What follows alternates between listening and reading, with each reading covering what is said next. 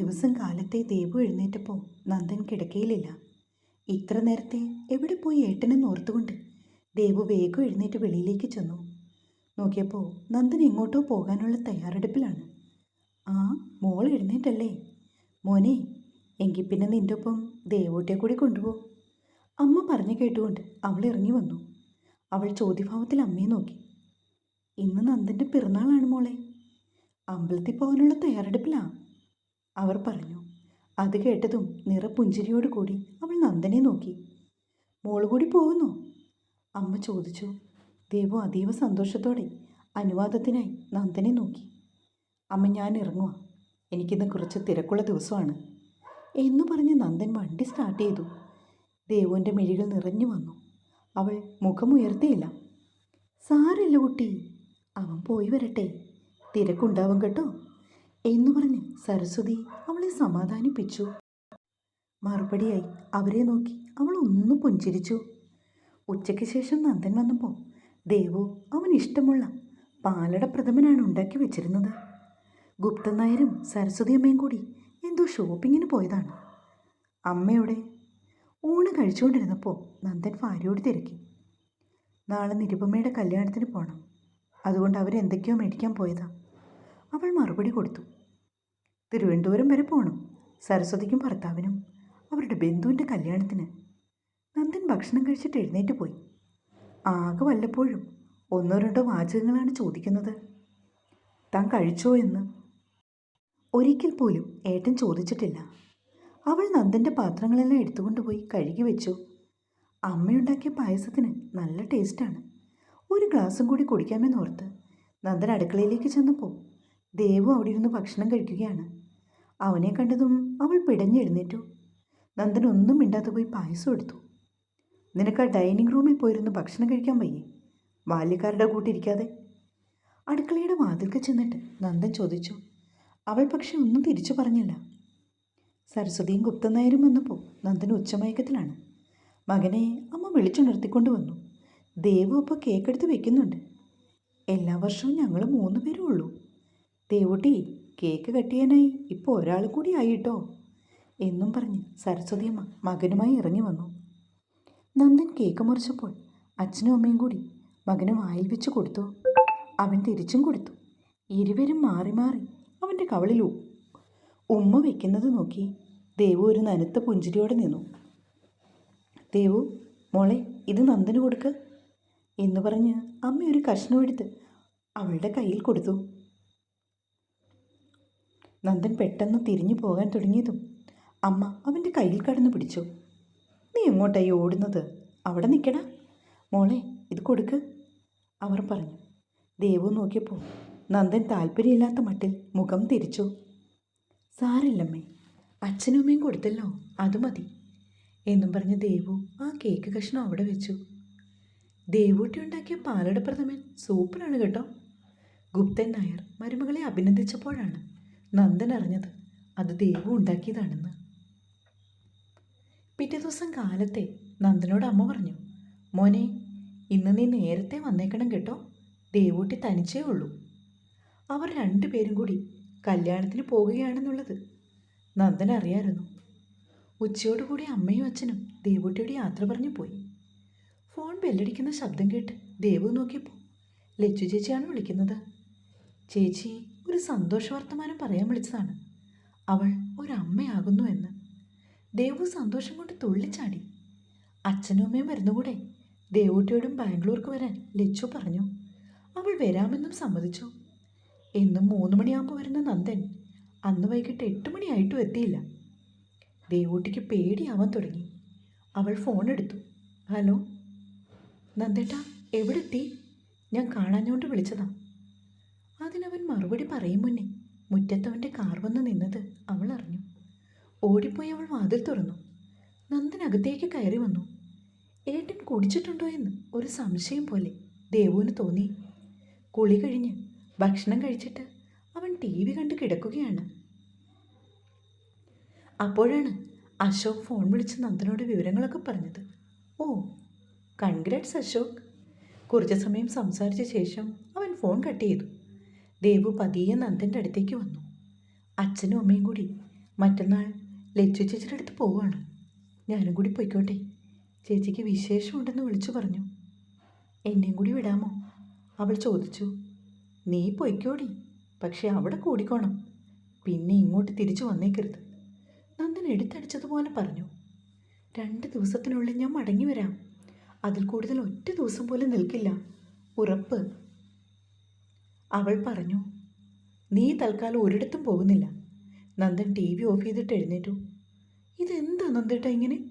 എനിക്കെൻ്റെ വീട്ടിലൊന്ന് പോകാൻ എത്രമാത്രം ആഗ്രഹമുണ്ടെന്നറിയോ? നിന്റെ ആഗ്രഹമൊക്കെ നീ തൽക്കാലം നിന്റെ മനസ്സിൽ വെച്ചാൽ മതി. ഞാൻ അച്ഛനോടും അമ്മയോടും ചോദിച്ചിട്ട് പോകും. വിവാഹം കഴിഞ്ഞിട്ട് ഇത്ര നാളായി എൻ്റെ വീട്ടിൽ പോലും ഞാൻ ഒന്നും പോയിട്ടില്ല. പക്ഷെ ഇതതുപോലെയല്ല. എനിക്കെൻ്റെ ചേച്ചിയെ കാണണം. ദേവു പറഞ്ഞു. നീ പോകൂടി? നന്ദൻ അവളുടെ നേർക്ക് ചെന്നു. പോകണമെന്നാണ് എൻ്റെ ആഗ്രഹം. ദേവു അവനെ നോക്കി. നന്ദൻ്റെ വലതുകരം ദേവുവിൻ്റെ കർണത്തിൽ പതിഞ്ഞത് പെട്ടെന്നായിരുന്നു. ഒട്ടും പ്രതീക്ഷിക്കാതെയുള്ള അടിയിൽ ദേവു കസേരയിലേക്ക് വീണുപോയി. അവൾക്ക് കുറച്ച് നിമിഷത്തേക്ക് അവളുടെ കേൾവി പോലും നഷ്ടപ്പെട്ടതായി തോന്നി. വല്ലാത്തൊരു പുകച്ചിലാണ് കവിൾത്തടത്തിലെന്ന് തോന്നി. ഒപ്പം തേനീച്ച മോളും പോലെ ഒരു മോളലും. എന്തിനാണ് ദേവു എന്നെ ഇങ്ങനെ പരീക്ഷിക്കുന്നത്? ഒരു തെറ്റും ചെയ്യാത്ത എനിക്ക് എന്തെല്ലാം വേദനകളാണ് നീ തന്നത്. അവൾക്ക് സങ്കടം സഹിക്കാനായില്ല. എത്ര സമയം അവിടെ കിടന്ന് കരഞ്ഞുവെന്ന് അവൾക്കറിയില്ലായിരുന്നു. എല്ലാത്തിനും കാരണക്കാരനായവർ സന്തോഷത്തോടെ മതിമറന്ന് ജീവിക്കുന്നു. അതിരട്ടിയാക്കുവാൻ വേണ്ടി ഒരു കുഞ്ഞിനെയും കൂടി കൊടുത്തു. തൻ്റെ വിധിയോ? വാക്കുകൾ കൊണ്ടുള്ള പ്രകരമായിരുന്നുവെങ്കിൽ ഇപ്പോൾ അതിന് സ്ഥാനക്കയറ്റം ലഭിച്ചിരിക്കുന്നു. കരഞ്ഞ് കരഞ്ഞ് തളർന്നു കിടക്കുകയാണ് ദേവൂട്ടി. പെട്ടെന്നുണ്ടായ ദേഷ്യത്തിൽ അടിച്ചു പോയതാവും നന്ദേട്ടൻ. ഒടുവിൽ ആ പാവം പെണ്ണ് അങ്ങനെ ആശ്വസിച്ചു. അന്ന് രാത്രിയിൽ ദേവൂട്ടിക്ക് ഉറങ്ങാനേ കഴിഞ്ഞില്ല. ഇത്രയും നാളുകളായിട്ടും തൻ്റെ അച്ഛൻ പോലും ഒരു അടിതരൻ്റെ ആവശ്യം തനിക്കുണ്ടായിട്ടില്ല. ആദ്യമായിട്ടാണ് ഒരാൾ, അതും തൻ്റെ ഭർത്താവ്. മുഖം തിരിച്ചു നോക്കിയപ്പോൾ കണ്ടു സുഖമായി ഉറങ്ങുന്നവനെ. അവൻ്റെ ഫോൺ നിർത്താതെ ബെല്ലടിച്ചപ്പോൾ ദേവു അതെടുത്ത് നോക്കി. ഡോക്ടർ അരുൺ എന്നാണ് തെളിഞ്ഞു വന്നത്. അവൾ ഫോണെടുത്ത് ചെവിയോട് ചേർത്തു. ഹലോ നന്ദൻ, നീ എവിടാ? വൈഫ് തന്നെയുള്ളൂ എന്ന് പറഞ്ഞ് നീ പെട്ടെന്ന് പോയിന്ന് മിഥുൻ പറഞ്ഞല്ലോ. ഹലോ, ഞാൻ ദേവികയാണ്. ഏട്ടൻ ഉറങ്ങിയല്ലോ. വിളിക്കണോ സാർ? വേണ്ട വേണ്ട, ഇറ്റ്സ് ഓക്കെ. ഞാനിവിടെ എത്തിയപ്പോഴാണ് അറിഞ്ഞത് നന്ദൻ വീട്ടിലേക്ക് പെട്ടെന്ന് പോയെന്ന്. അതുകൊണ്ട് ജസ്റ്റ് വിളിച്ചതാണ്. ഓക്കെ, ഞാൻ നാളെ പറയാം സാറിനെ വിളിക്കാൻ എന്ന് പറഞ്ഞിട്ട് അവൾ ഫോൺ കട്ട് ചെയ്തു. ഉറക്കം വരാതെ തിരിഞ്ഞും മറിഞ്ഞും അവൾ കിടന്നു. രാവിലെ അലാറം അടിക്കുന്നത് കേട്ടിട്ടാണ് നന്ദൻ കണ്ണു തുറന്നത്. അന്നും ദേവി ഉണർന്ന് താഴേക്ക് പോയി, പതിവ് പോലെ. നന്ദൻ പതിയെ എഴുന്നേറ്റിരുന്നു. ഈശ്വര, ഇന്നലെ രാത്രിയിൽ എന്തൊക്കെയാണ് സംഭവിച്ചത്? അവൻ പെട്ടെന്ന് ഓർത്തു. ഇന്നലെ ഡോക്ടർ മിഥുനുമായിട്ട് പാർട്ടി ഉണ്ടായിരുന്നതും താൻ ഇത്തിരി ഡ്രിങ്ക്സ് കഴിച്ചതുമെല്ലാം അവൻ ഓർത്തു. അതിനേക്കാൾ ഉപരി ദേവികയോട് താൻ വഴക്കിട്ടതും അവൾക്ക് തടി കൊടുത്തതും അവനെ ഏറെ വിഷമിപ്പിച്ചു. താൻ ഇത്രയ്ക്ക് ചീപ്പായി പോയല്ലോ. അവന് തന്നോട് തന്നെ പുച്ഛം തോന്നി. ഇനി എങ്ങനെ മറ്റുള്ളവരുടെ മുഖത്ത് നോക്കും? ഓർത്തപ്പോൾ അവൻ കിടക്കയിൽ തന്നെയായിരുന്നു. ദേവു കോഫിയുമായി കയറി വരുന്നത് അവൻ കണ്ടു. അവൾ കോഫി കൊണ്ടുവന്ന് വെച്ചിട്ട് വേഗം പിന്തിരിഞ്ഞു പോയി. കുളി കഴിഞ്ഞവൻ ഇറങ്ങി വന്നപ്പോൾ അവൻ ഏറെ പ്രിയപ്പെട്ട അപ്പവും മുട്ടക്കറിയും അവളെടുത്ത് ടേബിളിൽ വെച്ചു. ദേവുവിൻ്റെ കവിളിൽ നന്ദനടിച്ച പാട് തിണർത്ത് കിടന്നിരുന്നു. ഒരുപാട് കരഞ്ഞുവെന്ന് മുഖം കണ്ടാൽ അറിയാം. Devika, I am sorry. എനിക്ക് പെട്ടെന്ന് ദേഷ്യം വന്നതുകൊണ്ടാണ്. സോറി. ഒരു തരത്തിലവൻ പറഞ്ഞൊപ്പിച്ചു. സാരമില്ല ഏട്ടാ. ഇത്രമാത്രം പറഞ്ഞുകൊണ്ട് അവൻ കഴിച്ച പാത്രങ്ങൾ എടുത്തുകൊണ്ടുപോയി അടുക്കളയിലേക്ക്. അവൻ അന്ന് ഹോസ്പിറ്റലിൽ വിളിച്ച് ലീവാണെന്ന് പറഞ്ഞു. ആകെ ഒരു ഉന്മേഷക്കുറവ്. ദേവുവാണെങ്കിൽ അവന് മുഖം പോലും കൊടുക്കാതെ മാറി മാറി നടന്നു. അന്ന് വൈകിട്ട് മാധവ് വാര്യർ മകളെ വിളിച്ചു. മോളെ, നീ നാളെ എപ്പോൾ വരും ഇങ്ങോട്ട്? നന്ദൻ നിന്നെ വണ്ടി കയറ്റി വിടുവോ? അയാൾ ചോദിച്ചു. അച്ഛനെ നന്ദേട്ടൻ വിളിച്ചിരുന്നോ? അവൾക്കൊന്നും മനസ്സിലായില്ല. നന്ദൻ വിളിച്ചിരുന്നോ? മോളെയും കൊണ്ടുപോയിക്കൊള്ളാൻ പറഞ്ഞു. നാളെ മോളിങ്ങോട്ട് വാട്ടോ. അച്ഛൻ ബസ് സ്റ്റോപ്പിൽ വന്ന് നിൽക്കാം. അച്ഛൻ്റെ വാക്കുകൾ അവൾക്ക് വിശ്വസിക്കാൻ പ്രയാസമായിരുന്നു. പിറ്റേ ദിവസം കാലത്തെ നന്ദൻ ഹോസ്പിറ്റലിൽ പോകാൻ റെഡിയായി വന്നപ്പോൾ ദേവികയെ ഉറക്കെ വിളിച്ചു. 10 മണിയാകുമ്പോൾ ഞാൻ വണ്ടി അയക്കാം. നീ അതിന് കയറി ഹോസ്പിറ്റലിൽ വന്നാൽ മതി. ഞാൻ നിന്നെ ബസ് കയറ്റി വിടാം. നന്ദൻ അവളെ നോക്കി. ഞാൻ പോകുന്നില്ല നന്ദേട്ടാ, ചേച്ചി നാട്ടിൽ വരുമ്പോൾ കണ്ടോളാം, അവൾ അലക്ഷ്യമായി പറഞ്ഞു. ദേവിക, ഇയാൾ ചേച്ചിയെ കണ്ടിട്ട് വരിക എന്നും പറഞ്ഞ് അവളുടെ മറുപടി കാക്കാതെ അവൻ വെളിയിലേക്ക് ഇറങ്ങി. ദേവു സരസ്വതിയമ്മയെ ഫോണിൽ വിളിച്ച് കാര്യങ്ങളൊക്കെ അവതരിപ്പിച്ചു.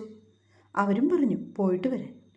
10 മണിയാകുന്നതിന് മുൻപ് നന്ദൻ നേരിട്ട് വരുമായിരുന്ന കാറിൽ അവനവളെ ബസ് സ്റ്റോപ്പിൽ കൊണ്ടുപോയി നാട്ടിലേക്കുള്ള ബസ് കണ്ടുപിടിച്ച് അതിൽ കയറ്റിയിരുത്തി. എന്തെങ്കിലും ആവശ്യമുണ്ടെങ്കിൽ വിളിച്ചാൽ മതി എന്ന് പറഞ്ഞ് നന്ദൻ കാറിൽ കയറി ഹോസ്പിറ്റലിലേക്ക് പോയി. ആദ്യമായി നന്ദനെ പിരിയുന്നതാണ്. അവൾക്ക് വല്ലാത്ത വേദന മനസ്സിൽ തോന്നി. തന്നോട് എത്ര അകൽച്ച കാണിച്ചാലും ആ ആളാണ് തൻ്റെ മനസ്സ് നിറയെ. എത്രയും പെട്ടെന്ന് ചേച്ചിനെ അടുത്തു പോയിട്ട് തിരിച്ചു വന്നാൽ മതിയെന്നായിരുന്നു യാത്രയിലുടനീളം അവൾ പ്രാർത്ഥിച്ചത്. സരസ്വതിയമ്മയ്ക്ക് അന്ന് തിരികെ വീട്ടിലെത്തിയിട്ട് ആകെ ഒരു വിഷമം. ദേവൂട്ടിയെ വല്ലാണ്ട് ഇഷ്ടപ്പെട്ടു പോയെന്ന് അവർക്ക് തോന്നി. പലതവണ അവർ മരുമകളെ വിളിച്ച് വിശേഷങ്ങൾ ചോദിച്ചറിഞ്ഞു. വീട്ടിലെത്തിയെന്ന് പറഞ്ഞ് ഒരു പ്രാവശ്യം അവൾ നന്ദനെയും വിളിച്ചു. കൂടുതലൊന്നും ചോദിക്കാതെ അവൻ ഫോൺ കട്ടാക്കുകയും ചെയ്തു. 5 ദിവസങ്ങൾക്ക് ശേഷമാണ് ദേവു വീട്ടിൽ തിരിച്ചെത്തിയത്. എൻ്റെ ദേവൂട്ടി, ഇനി ഇങ്ങനെ ഒരിടത്തും പോകണ്ട കേട്ടോ. അമ്മയ്ക്ക് ആകെ വിഷമമായിരുന്നു നീ ഇല്ലാത്തതുകൊണ്ട്. അവളെ കണ്ട മാത്രയിൽ സരസ്വതിയമ്മ വാത്സല്യത്തോടെ പറഞ്ഞു. നന്ദേട്ടനും അച്ഛനും എവിടെ അമ്മേ? അവൾ ചോദിച്ചു. നന്ദൻ ഹോസ്പിറ്റലിലാണ്. ഇന്ന് സർജറിയുടെ അല്ലേ. അച്ഛൻ അവിടെ തൊടിയിലെങ്ങാനും കാണും, അവർ പറഞ്ഞു. മോളെ, ലച്ചു എന്തു പറയുന്നു? അവൾക്ക് ക്ഷീണമൊന്നും ഇല്ലല്ലോ അല്ലേ? സരസ്വതിയമ്മ ദേവൂട്ടിക്ക് ചായ എടുത്തുകൊണ്ട് വന്നു. ദേവു മുറിയിൽ ചെന്നപ്പോൾ ഒരു യുദ്ധം നടന്നതുപോലെയാണ് അവിടെ കിടന്നത്. റൂമെല്ലാം ക്ലീൻ ചെയ്ത ശേഷം അവൾ കുളിക്കാൻ കയറി. കുളി കഴിഞ്ഞിറങ്ങിയപ്പോൾ നന്ദൻ്റെ കാറിൻ്റെ ഇരമ്പൽ കേട്ടു. അവളിറങ്ങി ഓടി. ഓടുന്നതിനിടയിൽ അവളുടെ നെറ്റി വാതിൽ പടിയിൽ തട്ടി. എന്താ ദേവൂട്ടി, അവിടെ ഇങ്ങോട്ടല്ലേ വരുന്നേ? ഇതെല്ലാം വീക്ഷിച്ചു നിന്ന് സരസ്വതിയമ്മ പറഞ്ഞു. ഇത്രയും ദിവസം എങ്ങനെ നന്ദനെ പിരിഞ്ഞിരുന്നുവെന്ന് പോലും അവൾക്കറിയില്ലായിരുന്നു. ഇനി ഒരിക്കലും നന്ദേട്ടനെ കൂടാതെ എങ്ങോട്ടും പോകില്ലെന്ന് അവൾ തീരുമാനിച്ചു. നന്ദൻ കയറി വന്നപ്പോൾ ദേവു തൻ്റെ നെറ്റിയും തിരുമ്മി നിൽക്കുന്നതാണ് അവൻ കണ്ടത്. തുടരും. ദേവു ഇങ്ങനെയൊക്കെയാണ് ഒരു പാവം കുട്ടി. അവള് കളങ്കമില്ലാത്ത സ്നേഹമാണ് അവൾക്ക് അവനോട്. പക്ഷേ നന്ദന് വിധിച്ചിട്ടില്ല, അത്ര തന്നെ.